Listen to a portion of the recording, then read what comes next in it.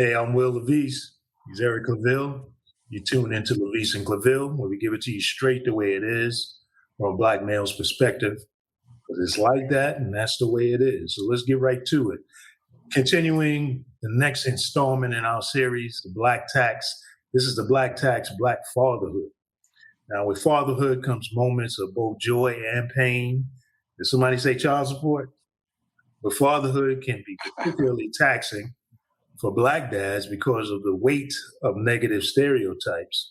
The majority of black dads do the right thing by their children every day, but still have to bear the damage caused by the deadbeat brother. Black dads live under the constant stigma that all of us ain't no good and that we are destined to be absentee fathers. The stigma is so readily accepted that many single moms have been duped into, believing that they should be celebrated at Father's Day too.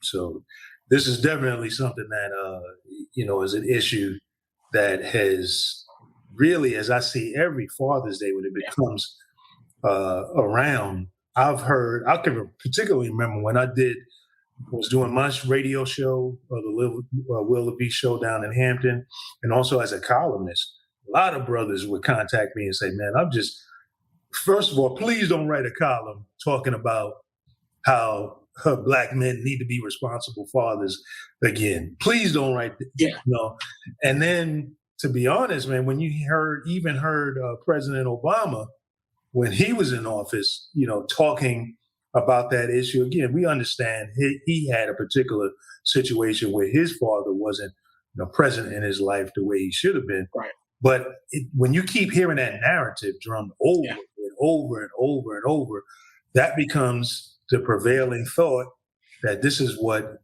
all black fathers are about. And the fact is, that is definitely not the case. We talked about it before, right? Claville, the studies have shown that even when the fathers are not necessarily married to the mother or not in the home with the mother and the child, it doesn't mean that they're not involved. And the most important thing is that whatever your situation is that you're involved. Absolutely. Now, Will, I want to be, very honest and transparent about this topic because this is very near and dear to both of our hearts. Absolutely. Others. We've talked about our upbringing with our fathers in our families and our family dynamics. And we know that there are many, many, many great brothers out there that are phenomenal fathers and doing the right thing. Right. That's right. On the other hand, though, you do have a lot of broken family, what's called broken. And again, I put that in quotations because some people take offense at the word broken and a family being broken. But there are families where there are multiple fathers in a family, right, where the fathers are absent. As a matter of fact, I've heard one statistic and someone say about the cards in prisons where on Mother's Day, they don't have enough cards, where inmates would like to send a card to their mother, their grandmother, or whoever they identify as their mother. Right. But on Father's Day, they always have cards left over, because there's not enough out there that they want to send to. So we understand that there is a dynamic that does exist. Yeah, there's dysfunction in families, sure. Absolutely. But that is not the majority of our community. Right. We don't have a monopoly on it, but you keep hearing over and over again, it seems like we do. Absolutely. You see dysfunction in all ethnicity, in all families, in all groups across the board. But as you stated, this is the prevailing stereotype that you keep hearing, the narrative. It's perpetuated in popular culture. You hear it in popular music. Now, again, this is the experience of one individual that's making a song about it and is being popularized across the whole community. But we have to understand, even in our popular culture, that song is just not being heard in that studio on that particular download. Or if you're of our generation, that tape or that CD, or that radio tune. But it's being heard across the world. And then that's the idea, the concept that people start to get of Black fathers. But we both know that that's not the case. I think that the key that's important that people understand is that the decline in marriages, right? We know 50% of marriages end in divorce. Absolutely. But those numbers have affected all groups. We hear that 70% of Black children born out of wedlock. That's high. We're not excusing that, and we say that those fathers that are not doing right by their children are absolutely, there's no excuse for that. Right. Now, Will, let's define the word wedlock, because we understand that that's a proper English term, but right, go ahead. Because individuals may not understand what a wedlock is. Go ahead, go for it. So wedlock simply means that there's a child that's born where the father is not married to the mother, or we find that the father has not claimed the child. So the paternity of the child itself has not been itself determined. So that's what we mean by wedlock. Right. And so we found that being born out of wedlock does not automatically equate to the father not being involved. And so there's been studies, we talked about it on this show, indicating that Black fathers are involved at a higher level than other men in other groups. So what does that say? It doesn't deny that we have dysfunction in families. All families have dysfunctions across the group. But right. what's the problem is for fathers like you and I is that we have to bear this extra burden, like as if we have some monopoly on it. And one of the things that has been particularly challenging for me, I remember in raising my children, particularly in raising my two sons, is that when you're in a community and they have friends whose fathers may not be in a household, right? Right. Unlike when you and I grew up, where there were more fathers in the household, there was a more likelihood that you left your own home where maybe your father was getting on your back about something legitimately. It was parenting, right? But you didn't like the way that felt. You would go to your friend's house where there would be a father who was doing the same thing to your friend, right? So you got a chance to go from one household to another household and see that a lot of what was going on in your home, a lot of times in terms of how your father was bringing that male energy to you, was not out of the ordinary. But in this generation, as you've got more divorces, again, across the board, you have more likelihood where that father may not be in the home and may not have that kind of ongoing interaction with their children the way it was for you and I raising our sons, raising our children, right? So oftentimes that saying about it takes a village to raise a child, indeed it does, because you want your child to be able to go out of your household into another household where the things that he's learning or she's learning in that household, your household, are being reinforced elsewhere. But if he's got a friend and got several friends who now he's going in their household, he's not seeing a dad around, they're not getting he's not getting maybe that kind of pushback that he would get from me as a father. Now all of a sudden in his mind, he starts feeling like, well, maybe there's some benefits to this, old guy not being around, getting on my back about my chores, getting on my back about my schoolwork, getting on my back about quote unquote being responsible. And so those are one of the issues that, for us who have been in the home and been engaged, it creates a black tax, a challenging tax. You're right. It's funny you mention that because you're past this stage that I'm about to talk about, but right. we're in that teenage stage where peer pressure is a lot greater now because that's right. You're learning yourself, you're wanting to see what's cool, and you're not, that time of building your confidence. This is time that teenagers are in. So you're easily influenced no matter who you are, right? So what ends up happening is that, like you said, you want more freedom, you want more opportunity to do certain things. Natural. Look, your friends can stay out, but you got to be home by 11, 12 o'clock. You're like, well, why? It's like, well, such and such parents of such and such don't have to do that. And the I remember I said that one time, I think to my dad, and his statement sealed it. And I never said that again. He said, "Look, what they do in their house is what they do. What I do is what we do. And that's what you gonna obey." What goes on in the place where you eat, sleep, and are clothed is what you want to adhere to. That's right. And that's that was no negotiation with that. Yeah, and that's that kind of male energy that I'm talking about, that you get accustomed to, right?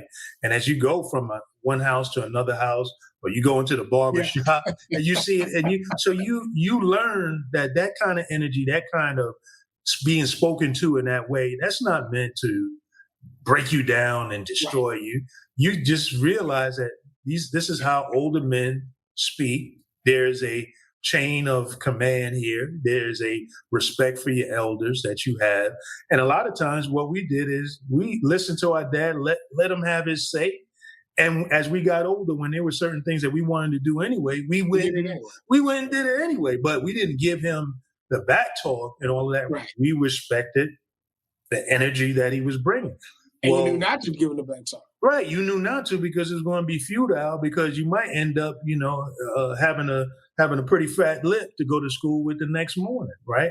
So what happens is that when young men, and I think we will see or have seen it, there may be research to back this up, where a lot of young men who have come up who have not been accustomed to that kind of male energy and engagement, right? If they didn't get that, still those boundaries, those firm boundaries from the mother, right? Now, when they are confronted with an older male, or they are confronted, whether it's in the workplace or whatever the case it may be, now a lot of the times they get caught up in their feelings about certain things. And now they are reacting, without a good high level of emotional intelligence, which you need, particularly as a Black male, to navigate successfully in this society. You need to be able to be self-aware, to be able to keep your emotions under control, to be able to recognize when to strike, when not to strike, when to be quiet, when to speak. And if you don't have that kind of, again, male energy that you become accustomed to, you don't know how to read it. And then when someone who's older does try to speak into your life as a mentor and so forth, there's conflict. This person, he trying to break me down. He not respecting me.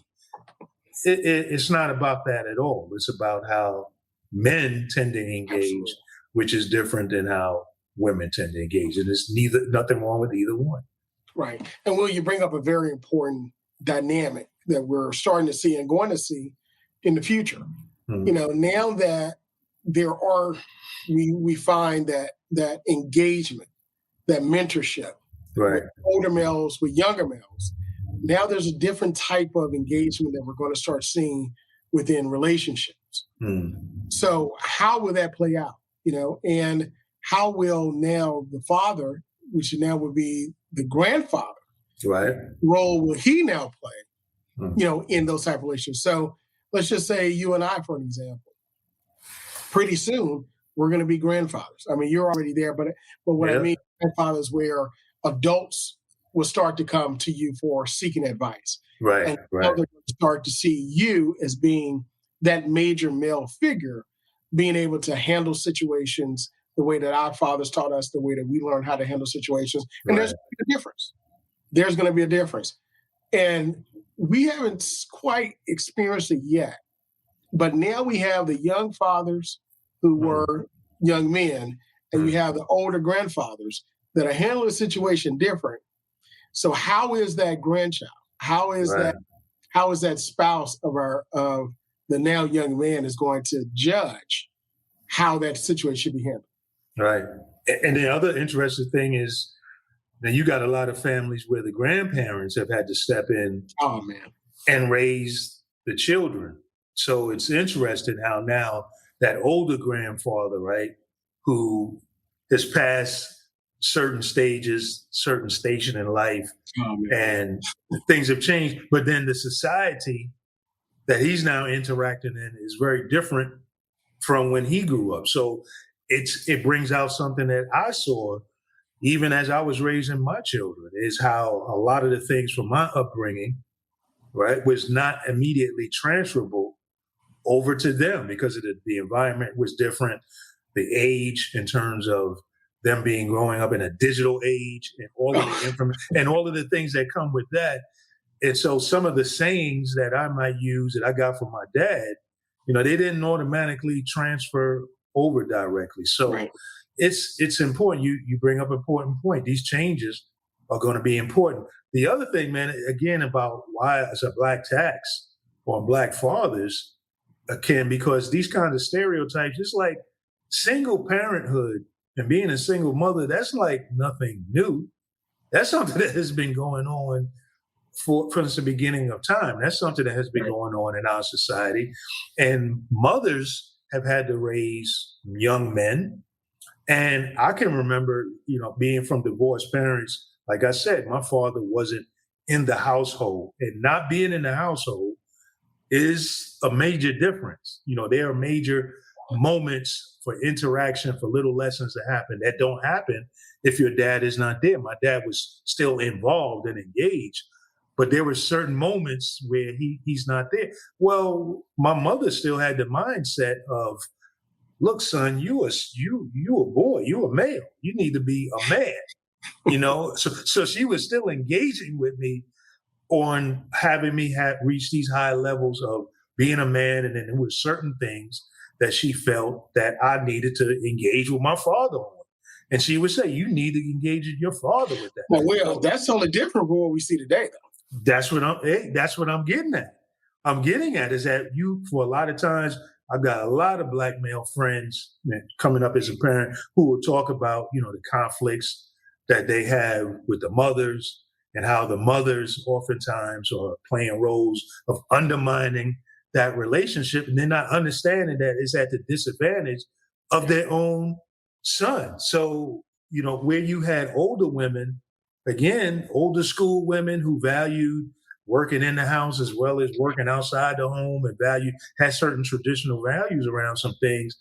They valued, look, certain things as a son, you need to deal with your father. And even though I'm not feeling your father in this area, I'm not liking him here, you need to deal with him with that. Well, now we've sort of come into an age, we got a lot of women that are like, well, I don't really need a man. And even to the point where they want to be celebrated on Father's Day. I mean, when do you remember somebody talking about that back in the 70s or the 80s or the 90s? When did that's something that started to come into fruition like 90s, like 2000s. Now you see Hallmark cards for women that want to be celebrated on Father's Day. So these are the kinds of things where they create a black tax. And Will, you bring up a controversial point. Well, it is what it is, right? Because some would say that women are doing the job of both a mother and a father. But I would argue and say that women are doing double the mother side or double the duty as a parent. There you go. Because there's a difference in being a mother and a difference in being a father. So yes, they are doing double duty if you're in a single parent house. And for the men, there are some men who are raising children by themselves because of the circumstances. Right. If you look up the history of how Father's Day became a recognized thing or holiday, it was because of a single father whose daughter so appreciated him and how he was as a father, right? Single father said there ought to be a day to acknowledge fathers. So otherwise, that's how Father's Day became Father's Day. It wasn't that he was a single father, so she was saying, well, he's mommy too. No, like you said, there's a difference between the roles, and we need to acknowledge and celebrate both of those roles. Absolutely. And I was going to say that I was going to use a personal example when I said that there are fathers that are raising children by themselves. The Lord saw fit to take our mother from us when I was 14, 15. So I'm in the middle of 7 children, and my mother and father, born to them, were 7 children. 3 older were out of the house. And then my brother and I were in high school. Our twin sisters were in elementary school at 6 years old. And the Lord saw fit to take our mother. And my father raised us for some time by himself until the Lord blessed him to marry our stepmother, who's they've been together and raised the rest of the children for over 30 years now. So, so I saw a single father that went to work, that got the kids off to school, that helped with prepare the breakfast. And I will say this, my father takes a little long to prepare breakfast, so it's better if you want to make the bus. Don't worry about it, Dad, I'll eat that stuff. But he prepared the breakfast. He was also my sister's PTA school president. He was also involved. Before our mother passed, he was our Boy Scout and Cub Scout leader, our Tiger Cub for my little brother, Cub Scouts for me. He was also engaged. We had a family-owned business. He had a job, and at the time, being a deacon of the church before he became an elder. Right. So, still doing all of that as a single father. Yeah, keeping it rolling. All right, and still dealing with the grief of losing, his first wife, our mother. So, there are fathers that are out now. He wasn't our mother. He couldn't do it. Right. And he understood that he couldn't do that, which is why at the time when we had a man-to-man conversation, he prayed and asked the Lord to bless him with another wife. Right.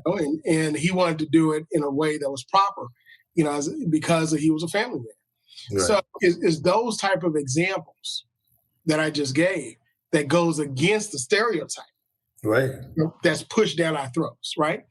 So when we talk about celebrating Father's Day, let's celebrate fathers.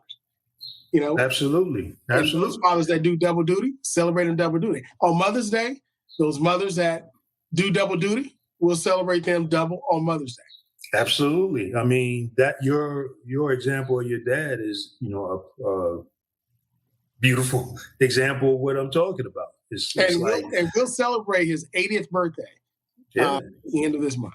I mean, that's a blessing, and I understand.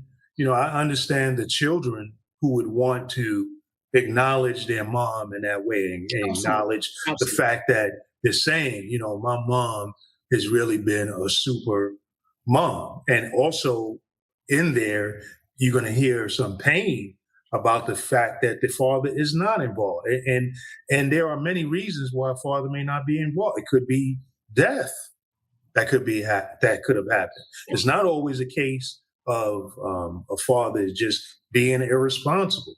It could be drugs. It could be mental health issues. It could be a multitude of things that legitimately keep that person from being away beyond that person's control. You see, so I definitely understand the emotion and the desire in there to say, I really want to recognize my mom because my mom was a fantastic woman. She's done a great job in raising me, particularly as a male or as a young woman. But as you said, mothers are mothers, fathers are fathers. And let's not try to make a positive statement about something, a legitimate positive statement about something, but create another negative.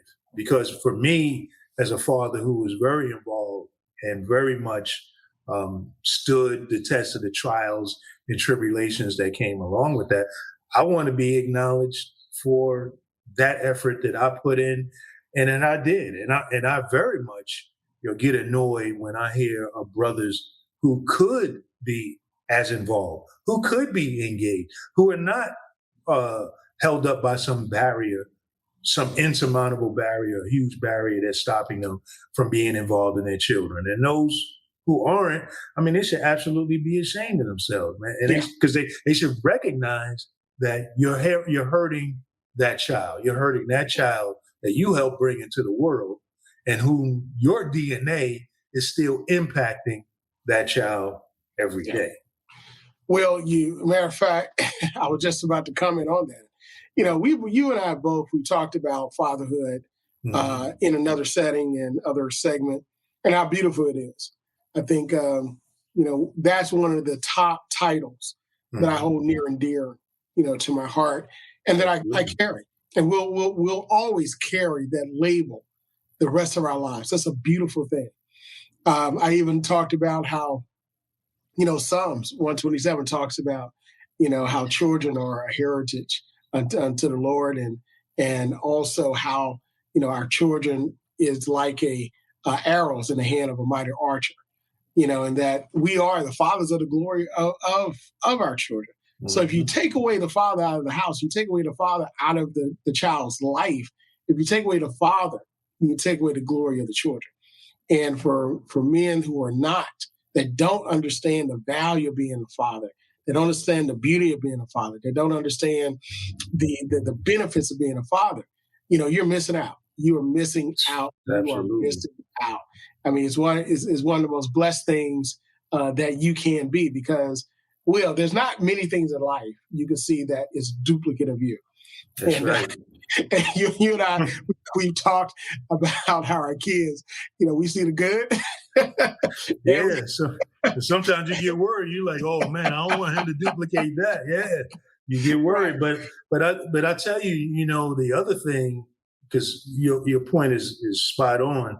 The other thing that I think brothers have to realize is how important it is for us to be fathers to others, to be fathers, role models to our children's friends. I'm telling you, man, two of the most greatest blessings that I've gotten in my life, one was a couple of years ago and one was just recently, was one of my son's closest friends, right? And one that happened a couple of years ago, one of his friends graduated from Virginia Union.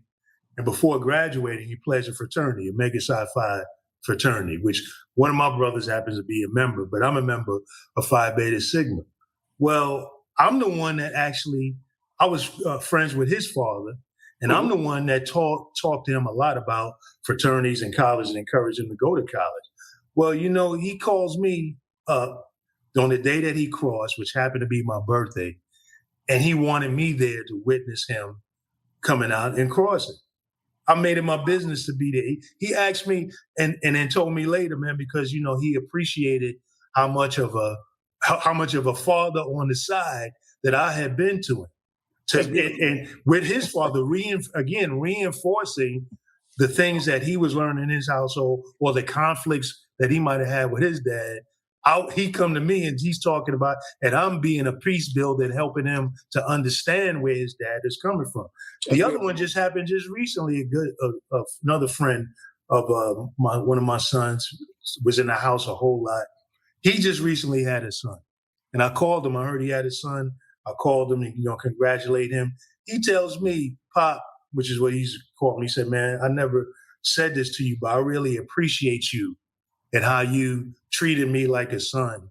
And even when I had conflicts with my dad, because he had a relationship with his dad in the house, he said there's a lot of times my dad said things and did things that I didn't really understand, right? But you helped me to understand what he was doing. And now that I have a son, I understand my father much more. And I have you to thank for that." Again, man, those are just two major blessings in my life, just to know that, again, people watch what you do and how you interact and how you behave. And as men, we need to understand that we can be fathers and we can help support other fathers by being, role models for children that aren't biologically our own. And that's a responsibility as well. Well, I think that's a great way to end this segment. I mean, that was a beautiful story because it showed that, just living your life, understanding the value of being a father, but also understanding the black tax that's on it. That's right. The extra, that goes into us doing what we do. Being a father is hard enough. Being a parent is hard enough. But when you add the additional pressures of life, given who we are in this country at this time period in man's time, it becomes even more extraordinary to hear your story. So I celebrate you.